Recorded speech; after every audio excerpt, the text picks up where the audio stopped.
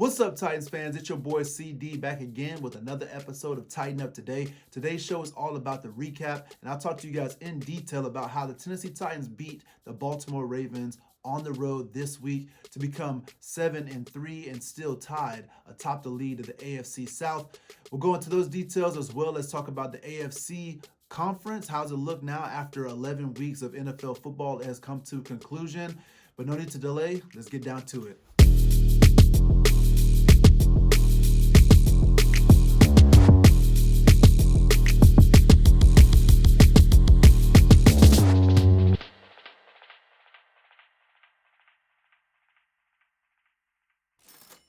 All right, so as you can tell, obviously I'm hyped up over this win. Victory Monday was yesterday. Today, we can call today Victory Tuesday. I'm cool with that as well. The Tennessee Titans beat the Baltimore Ravens 30-24 in a game that was up and down. It seems like that seems to be our trend as it's been all season long. We were down by 11 points at one point, and it looked kind of bad as the offense wasn't doing much and the defense was kind of sputtering, to say the least. But the way the game broke out was obviously great. It was a good game, no crazy calls, nothing, that kind of turned the game upside down where we could say, oh, let's put an asterisk on. It was a good ball game all the way around.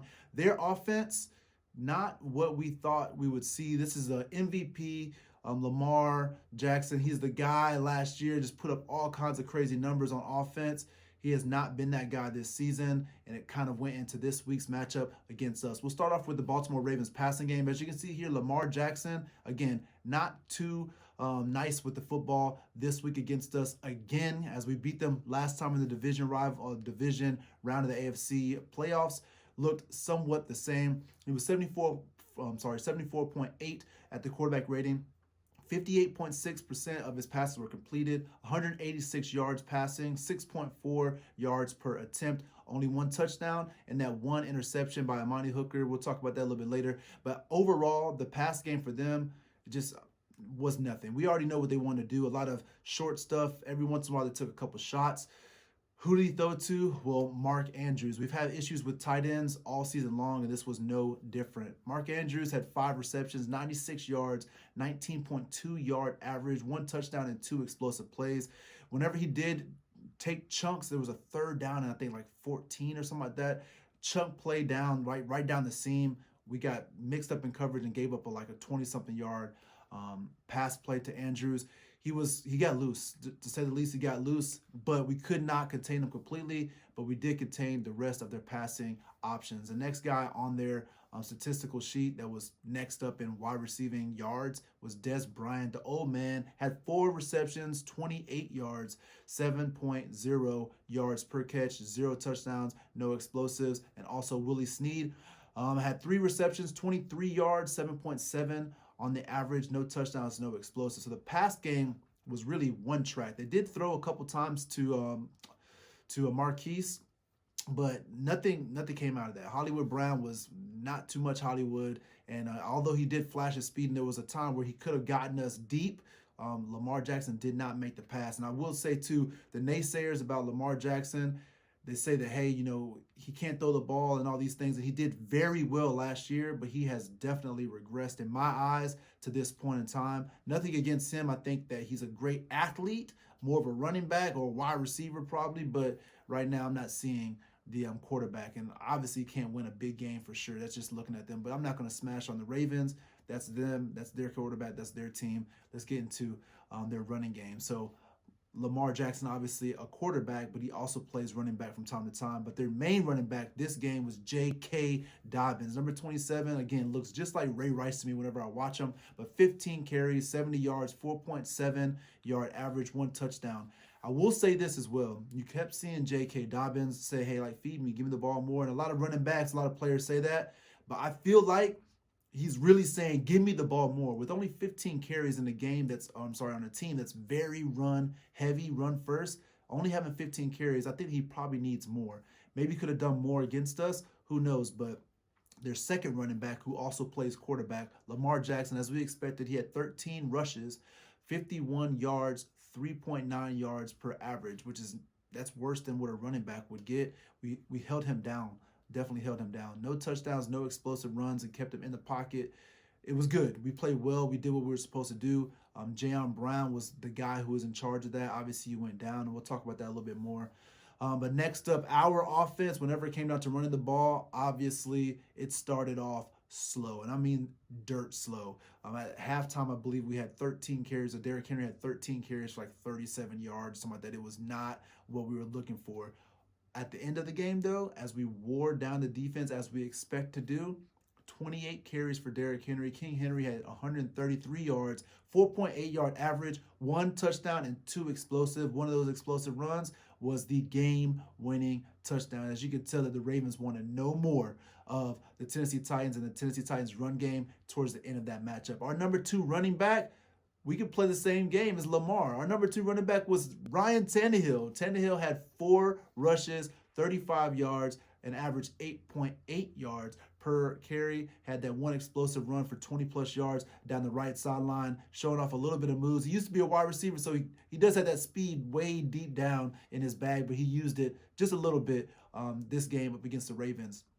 Now, when he threw the ball, Ryan Tannehill, he looked like his old self. It's been 4 weeks, like, where we've been waiting for him to show who he was. We were talking about him being a possible MVP candidate and then completely hushed that. It's been a quiet month for Ryan Tannehill. This game, he woke up a little bit. His stats look more as what they should be on the average for him. 104.1 quarterback rating, 70.9 completion percentage, which is significant, being that he's been around the 60 to 65 completion percent over the last month. So to see him jump above 70 lets me know that he definitely did well, a little bit of an upgrade over the past month, and against a good defense, which definitely bodes well for his confidence moving forward. 259 yards, 8.4 yards per attempt, 2 touchdowns and 1 interception, a silly interception, but that play, you had Jeremy McNichols in the back, playing running back, giving Derrick Henry a spell. He immediately, ball comes out, he immediately goes off to the right to help out on the end. And you could tell by Patrick Queen is a beast, by the way. As a rookie, young dude, very savvy. You could tell his job was in man coverage to hold McNichols. McNichols went to block, so he was like, well, I'm not going to go hold him because he's going to go block. So he ran and stunted right up the middle where the center would normally be, but he was blocking down into that A-gap.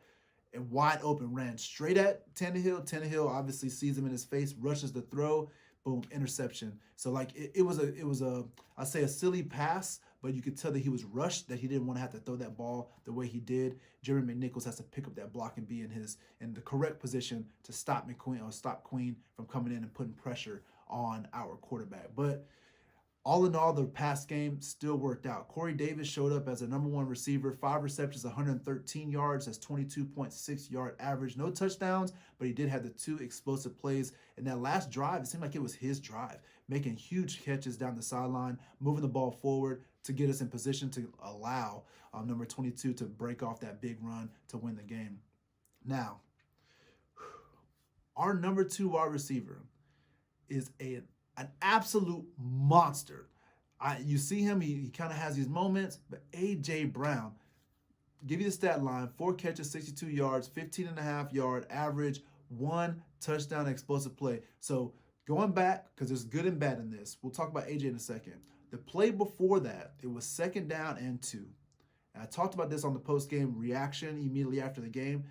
2nd down and 2, Ryan Tannehill changes into a run play. Out of a run play into a pass play. Ends up getting a bad snap by Ben Jones being off the field for a moment. New center comes in, bad snap. Literally for one play he was in, bad snap. We end up getting sacked, losing the 8 yards. Now it's 3rd and 10. It's in a tough situation because we're already down. We need to score a touchdown. We could have kicked the field goal, sure, but we needed the touchdown. We throw the ball underneath the 1st down. So again, 3rd and 10, he throws it probably about 6 or 7 yards on the field on an easy slant, catches the ball, and then will not be denied the 1st down. You could tell he breaks a tackle, then the same guy is back on him, he breaks him again. Another guy comes over, he's breaking that tackle. And as he's breaking the tackle, you're thinking, can we get the 1st down? Wait. We got the 1st down. Can we get a touchdown? And just out of nowhere, he's pushing and moving. And they never even tackled him. Obviously, with a little bit of help from a teammate, pushes him into the end zone, touchdown. A.J. Brown is an absolute animal. It was a sight to watch. You could have heard me all across town yelling and screaming watching that play. That was the play, I believe, that changed the entire tide of the game, which gave us the win towards the end. But A.J. Brown, solid game. Our next receiver is actually our tight end. Anthony Ferkser comes in as Jonnu Smith got dinged up again. It seems like it's been like this for the past, 6 weeks that he hasn't been 100% healthy.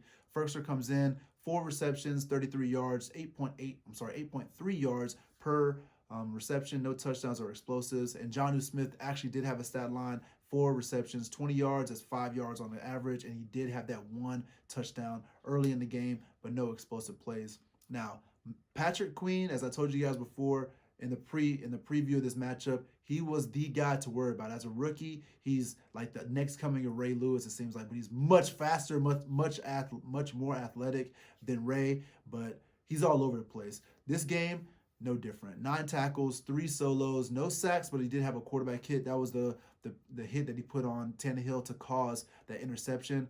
Their other guy at linebacker who I did not discuss but had another game, a ball of a game for him, was Malik Harrison, number 40, 7 touchdowns, 3 solos, and 1 tackle for a loss as well. Stymieing us in the first half and probably like almost the first 3 quarters of running the ball. We weren't able to do what we wanted to do, but it ended up loosening up. Now, coming against the pass attack, the Baltimore Ravens, we already know that they were a top defense. Matthew Judon had five tackles, 4 solos. He did have 1 sack and 3 quarterback hits that he got to Ryan Tannehill. The offensive line did well for us, but there were a couple plays that they got loose and got to Ryan, but he was able to get rid of the ball just in time or a little bit too early as he got rid of that 1 interception. The next guy up, Yannick Ngakoue. We get to play him twice a year because he plays for the Jaguars, right? We play against him in was it week 2 when we played the Jags? We don't have to play him again until later.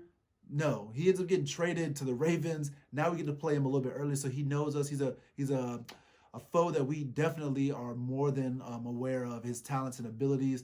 He still found his way to us. 2 tackles, 2 sacks. 2 tackles, 2 of those were solos, and 1 of those were a sack. The defensive backfield, they have Marcus Peterson, they have Marlon Humphrey. We know this. Marcus Peterson was kind of quiet. Humphrey was not. 8 tackles, all of those tackles were solos, and he did have a tackle for a loss, but he did have no pass deflections or pass defended and no interceptions as well, as we were able to do what we wanted to do through the air while still running the ball late in the game. Our defense,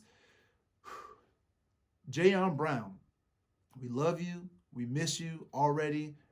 This guy has been playing a career year out of his mind, our leading tackler for our Titan squad. A cheap block in the back. He tries to brace himself with his elbow or with his arm, ends up screwing up his elbow. He's out for the season. We've lost our number 1 guy. Our number 2 guy has to come in, Rashad Evans. He played well enough, picked up those 9 tackles, 5 of those were solos, nothing outside of that. As athletic as Rashawn is, he's not the guy to cover like we had Jayon. He's not as fast and as athletic and as nimble and able to defend passing as Jayon is, and he definitely will be missed. When Jayon went off, Will Compton came on. We all know and love Will Compton, the guy who usually comes in and gets a couple reps throughout the game sometimes, but he had to step in and play a big role after Jayon went down. He had a stat line of 6 tackles, 3 solos. We can expect him to start alongside Rashawn moving forward. Just tough loss for us as a defense. And Jayon, you definitely will be missed, man. Get healthy, get back. We'll need you next season. When it comes down to stopping the pass game, Harold Landry, our sack leader last year, still leading our team in sacks at this point in time, had 7 tackles, 4 of those were solos, and he did have another sack of Lamar Jackson. So we kept him in the pocket and brought him down when we needed to. He wasn't able to escape and do those things that he normally would do. The backside of the field, our secondary had a ball. Kevin Byard, number 31, had 7 tackles, 5 solos, 1 pass defended. Amani Hooker, 6 tackles, 3 solos, 2 passes defended, and that interception deep from Lamar Jackson, another mistake that he made. Desmond King, the trade acquisition that we had come over, he had 4 tackles, 3 solos, and 2 passes defended, had a good game. But it's not always about the offense or defense. As we know, the reason why we've been losing most of our games is special teams. So let's touch base on that. First off, Justin Tucker, one of the best in the game, if not the best in the game, and one of the best of all time. He was 1 for 1 on extra points and 3 for 3 with his field goals. Gostkowski, we'll just change the name, did the same. 1 for 1 on the extra points and 3 for 3 with field goals. That extra point was a little bit dicey, but it did go through. At the end of the day, we did not lose this game on special teams. We did well. It was a quiet day on special teams, did what we were supposed to do, and won this game.